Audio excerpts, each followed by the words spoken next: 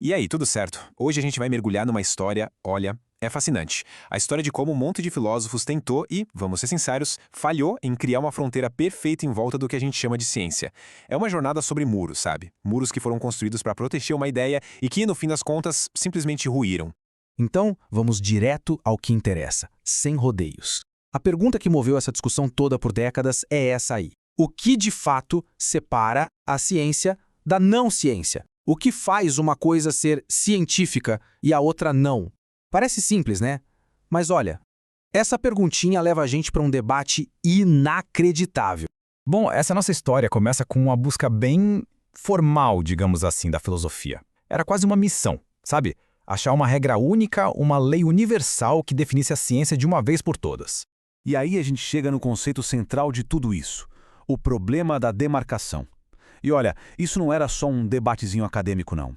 O objetivo era muito, mas muito maior. Era sobre garantir a legitimidade da ciência, sabe? Proteger a objetividade, a neutralidade dela de qualquer coisa que viesse de fora.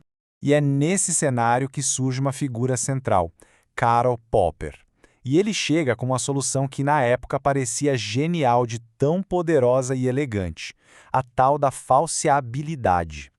A ideia era basicamente o seguinte: uma teoria só é científica de verdade se ela puder ser testada a ponto de a gente conseguir provar que ela está errada. Simples assim. Esse seria o grande muro para separar a ciência de vez da metafísica, da ideologia, de tudo mais. Pois é, mas todo muro tem suas rachaduras, né? E agora a gente vai para o momento em que essa muralha, que parecia tão perfeita, começou a tremer. E para entender isso, a gente precisa guardar um nome, o do filósofo Larry Laudan. O Laudan ele chega em 1983 e basicamente joga um balde de água fria em todo mundo. Ele argumentou que depois de décadas de esforço, essa busca por um critério único e universal simplesmente tinha fracassado. Ele não só criticou, ele disse que o projeto todo já nasceu meio que condenado. E o argumento dele era forte, viu? Porque quando ele foi olhar para a história da ciência, a história de verdade na prática, aquelas caixinhas perfeitas dos filósofos não faziam sentido nenhum. Muitas teorias científicas que a gente celebra hoje, na sua época, teriam sido reprovadas por esses critérios. E o pior, alguns sistemas que a gente considera pseudociência conseguiam, de alguma forma, se encaixar nessas regras. Ou seja, a coisa toda era furada. E é aqui que vem a sacada mais genial e talvez mais polêmica do Laudan. Para ele, essa busca toda por um critério de demarcação não era um passatempo filosófico neutro. Que nada! Ele dizia que esses critérios eram usados como verdadeiras máquinas de guerra conceituais. Eram armas para deslegitimar adversários intelectuais. Para dizer, o meu conhecimento vale, o seu não. Tá, mas para a gente entender por que esse muro era tão importante para tanta gente, a gente precisa dar um passo atrás e olhar para o projeto, para a planta baixa dele, sabe? Para a imagem idealizada de ciência que estava por trás de tudo.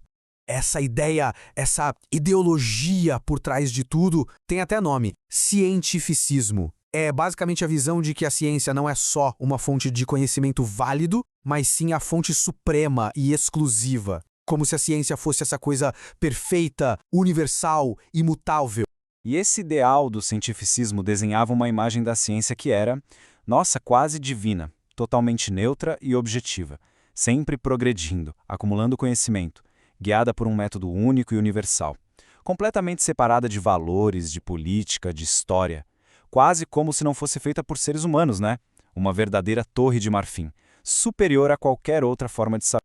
Ok, agora que a gente entendeu a beleza desse ideal, vamos ver como ele foi sendo desmontado peça por peça. E o ataque veio de 3 lados diferentes, fazendo a estrutura toda balançar. Foi um ataque em 3 frentes. Primeiro, a própria epistemologia. Um campo da filosofia mostrou que a ideia de uma observação neutra é meio que um mito. Tudo que a gente observa já é influenciado por alguma teoria que a gente tem na cabeça. Segundo, a história da ciência revelou que o tal progresso não é essa linha reta bonitinha, mas sim um caminho cheio de rupturas, de idas e vindas. E por fim, a sociologia chegou e expôs o que talvez seja o mais óbvio. Cientistas são pessoas que vivem numa sociedade com financiamento, com pressões políticas e econômicas. Então, o que a gente tem aqui é um contraste brutal. De um lado, aquela imagem clássica, limpinha, idealizada da ciência.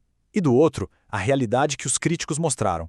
Uma ciência muito mais complexa, às vezes meio bagunçada e, no fundo, profundamente humana.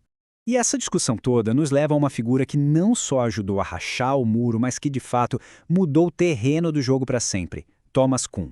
Para a gente ter uma noção do impacto, é só olhar essa linha do tempo. O livro do Kuhn, A Estrutura das Revoluções Científicas, de 1962, foi um verdadeiro terremoto. Ele veio depois de Popper e preparou o caminho para a crítica final do Loudon, lá em 83. Foi um ponto de virada.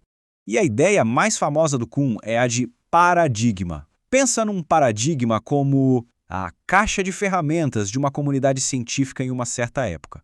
É o conjunto de conceitos, teorias e métodos que todo mundo ali aceita e que molda completamente como eles investigam o mundo. A ciência, segundo Kuhn, não opera num vácuo. Ela opera sempre dentro de um paradigma. E o trabalho do dia a dia do cientista dentro desse paradigma é o que o Kuhn chamou de ciência normal. É como se fosse a resolução de quebra-cabeças. As regras do jogo e as peças já foram dadas pelo paradigma. O trabalho é ir encaixando tudo, expandindo o que já se sabe, sem questionar as regras. Agora, segura aí, porque aqui vem a ideia mais radical do Kuhn, a incomensurabilidade. Ele dizia que quando um paradigma é trocado por outro, numa revolução científica, a mudança é tão profunda que os dois paradigmas se tornam incomensuráveis.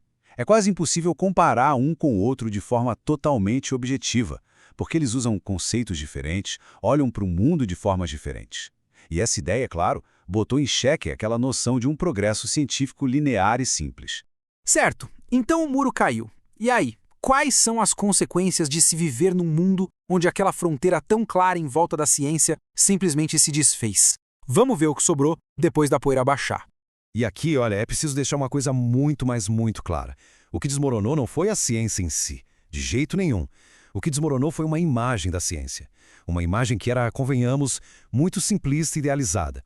A ciência continua de pé e mais forte do que nunca. O que mudou foi o nosso jeito de entender o que ela é. O cenário que surgiu depois disso foi completamente diferente. Aquela ideia de autoridade científica absoluta, inquestionável, entrou em crise. Isso abriu as portas para um pluralismo epistêmico, ou seja, a ideia de que existem múltiplas formas válidas de conhecimento. Incentivou o diálogo da ciência com outros saberes e permitiu uma crítica muito mais forte ao cientificismo como uma ideologia que, no fundo, empobrece o debate. E tudo isso nos deixa com uma pergunta final, que é bem provocadora. Se não existe mais uma fronteira clara, uma regra de ouro para definir o que é ciência, como é que a gente faz no dia a dia para distinguir o que tem autoridade do que é só ruído? A tarefa, sem dúvida, ficou mais complexa. Mas quem sabe, talvez tenha ficado também mais honesta.